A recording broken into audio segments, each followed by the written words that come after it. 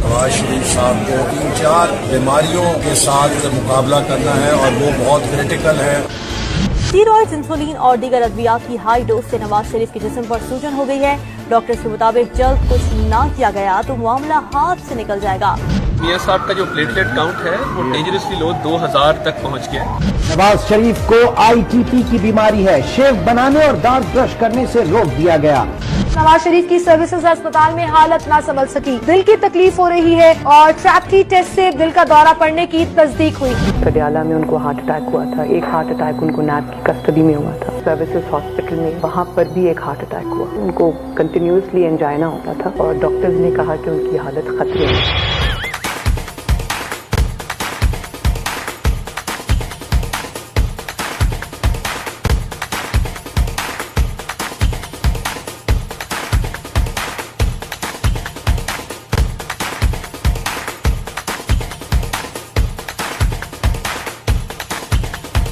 ہسپتال کے ICU میں کھاؤ پیو بیماری کا علاج انتہائی انہماک سے جاری، سارے مریض بہتر محسوس کر رہے ہیں۔ مجھے کہیں کسی ڈاکٹر کا دکھا دیں کہ انہوں نے منع کیا ہو کہ جو پلیٹلیٹس کا یا دل کا مریض ہے وہ پیزا نہیں کھا سکتا۔ وہ خدا کا خوف کرو، کوئی حیا بھی ہوتی ہے، کوئی شرم بھی ہوتی ہے۔